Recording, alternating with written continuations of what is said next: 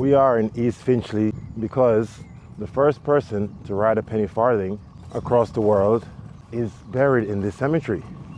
And every year, the Pickwick Bicycle Club comes to pay homage to the great man, Thomas Stevens. So we're heading down today to unveil a plaque at his burial site, and we're gonna make sure his gravesite is maintained properly. The group of us that do this are called Friends of Thomas Stevens. And here we are, South Avenue. Here are the gentlemen. Gentlemen. Good morrow to you all.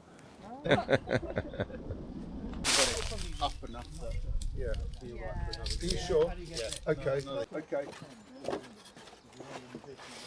Awesome. Ooh. Oh my gosh, look at that. This is how you commemorate the hero.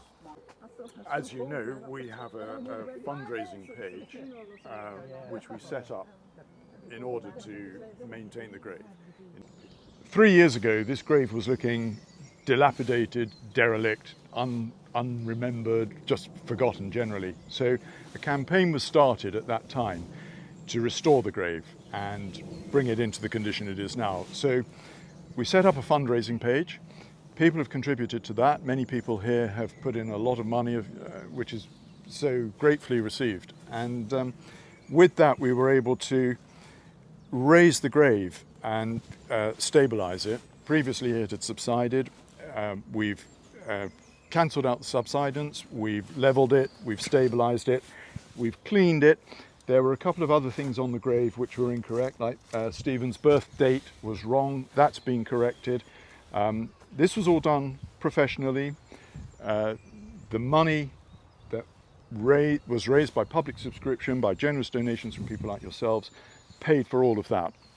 We had some money left over from that fundraising, and with that we wanted to make the grave less anonymous, make it more obvious to anyone walking past here who Thomas Stevens was. And we all celebrate him for his achievement on a bicycle. We all know he was the first person to cycle around the world, and he did it on a high wheel bicycle, which everyone knows as a penny farthing these days. That feat was truly remarkable, and the man is a hero to a lot of people, myself included, because of what he did. Just if anyone's read the book, and I'm sure a lot of you have, that he wrote about his ride around the world, you will know the trials and the tribulations of that journey. It was an epic journey, almost unbelievable. Even today, to go through what he did, well, I don't think people would. He did it with no proper maps, no proper roads, no accommodation, no communication, certainly no sat-nav or anything like that. It was a truly monumental effort, and in my mind anyway, I put it up there with the summiting of Everest and achievements like that. It truly was a fantastic achievement. But he didn't stop there, because when he came back from there, he was sent to darkest Africa to look for Henry Morton Stanley, who had gone missing. Stanley was in Africa looking for David Livingstone, who he found and met with the immortal words, Dr. Livingstone, I presume. Stanley himself went missing later on another expedition. Thomas Stevens was sent to look for him, and he found him. Then he was sent to ride a Mustang through Russia, a wild horse through Russia, and recount his experiences in book form. He did a lot of things like this, which illustrate to me just what an extraordinary man he was. We don't have people like that anymore in our generation. He was truly extraordinary. We as cyclists and high wheel cyclists, we celebrate him for his achievements on a bicycle, but it should not be forgotten that he did other things as well. When he had finished his round the world and adventures, he came back and settled in London, where he became the manager of the Garrick Theatre. And it was here in London that he died, and that's why he's buried here. So we're celebrating him for his achievements on a bicycle. With the money that was left over after restoring the grave, we wanted to tell the world and tell anyone walking through the cemetery who Thomas Stevens was. So that is why we've had this memorial stone made. It was made in Wales, it's Welsh slate, And again, it was paid for by contributions from the general GoFundMe page that we set up to maintain the grave.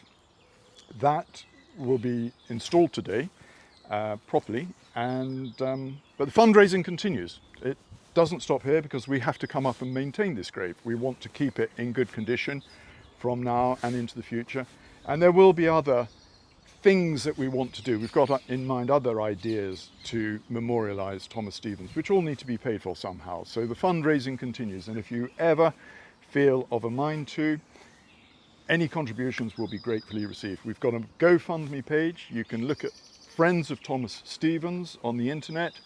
It will take you to a little a sort of blog type page about him. And it will direct you to the GoFundMe page. You can contribute, and I know you all contributed, so thank you very much for that, and long may it continue. How deep do you think we need to go? So that can sit flush? Back to work. I think Around the little circular, I could just... You top up and then put a few stones around the top up. So that's the one I measured. You're the second person to ride a penny farthing. Was it around the world? Tell us more about the journey. Yeah, it was around the world. So I left on the 1st of May 2006 and got back at the end of 2008. Different times, but the bike essentially was the same. And sort of the different things that I had compared to him, like in his day there were the caravansaries everywhere which he could stay in, which don't exist now, but I just camped.